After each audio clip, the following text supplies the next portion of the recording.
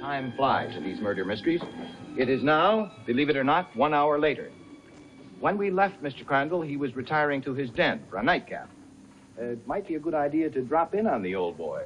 Ask him a few questions before the fact. We've got a wonderful opportunity here to... Whoops. Too late. We seem not to have arrived in the nick of time. Mr. Crandall is dead. Very dead. Well, we can play detective anyhow until the police arrive. First, we noticed the brandy glass by Mr. Crandall's side.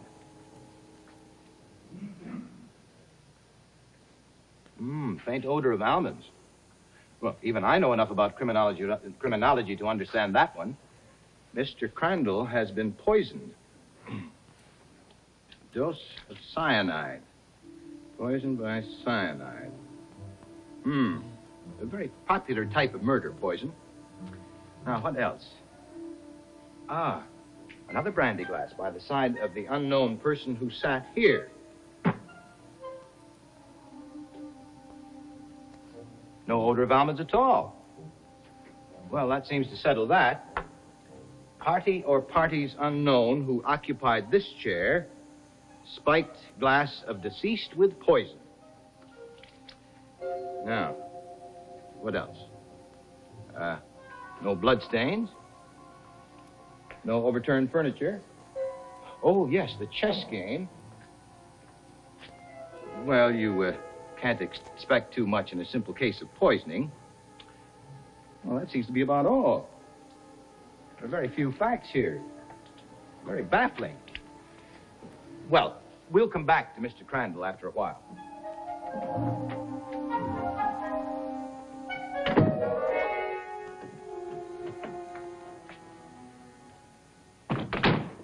What makes the subject of murder so fascinating? Why is it that the most heinous of crimes, the most repulsive possibly of all subjects, should also be one of the most intriguing? Well, for one thing, murder is a puzzle. There's a question behind every murder. Who done it? Who did it? Why was it done? When? Where? Every murder is a conundrum, a jigsaw, a puzzle in simple arithmetic. And the human mind, I think we'll all agree, delights in puzzles. That's why we read so many detective stories.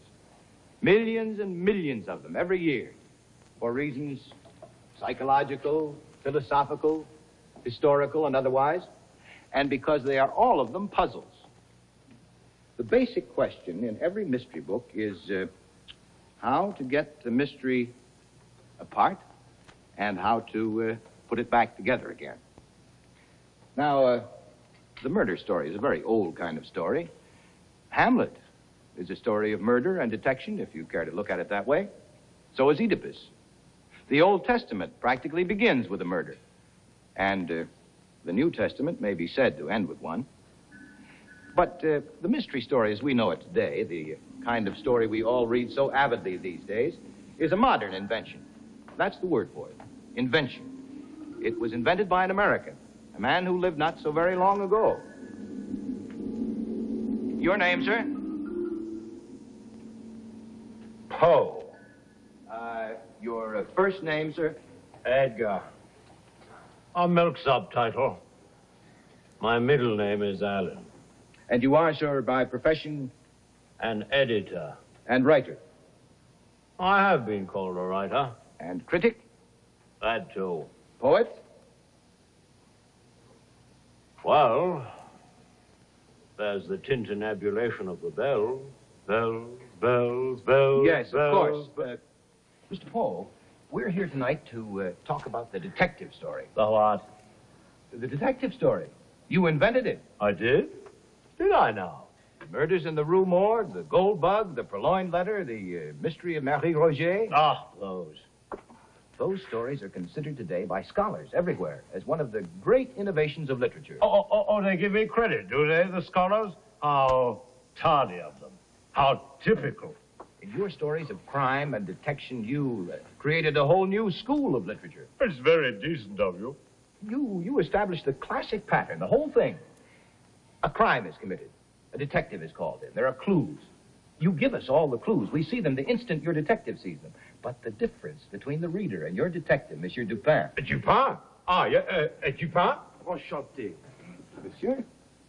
The difference between Monsieur Dupin and the reader is that Monsieur Dupin seems to have a sort of super-intelligence.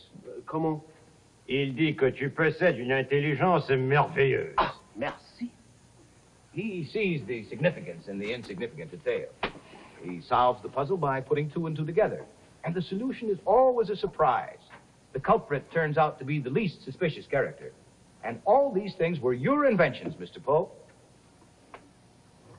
I don't remember. Mr. Poe, a murder has been committed in the home of a Mr. Hosea Crandall. It seems to me to be a perfect crime. Perfect crime. Oh, qu'est-ce qu'il dit? Il dit qu'il s'agit d'un crime parfait. Oh, non, c'est A impossible. manifest impossibility. The clues don't seem to lead anywhere. Tous les crimes. Any crime is perfect until you find the right clues. Elles sont toujours They're similaires. always right under your nose. Have a drink. Oh, thank you. Not during working hours. As you wish. Dupin? Ah, merci. Mr. Poe, would you care to examine the body? Not during my working hours, but later, perhaps. Gentlemen? Enchanté. My pleasure, sir.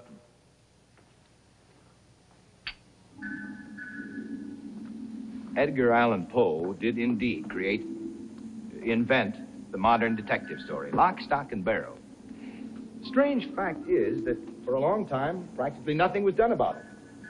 There were a few writers who followed suit and wrote stories of crime and detection, but the idea didn't really catch on for a long time. The marvelous invention that Poe had given to the literary world had to wait 40 years for another genius to come along and recognize its true value.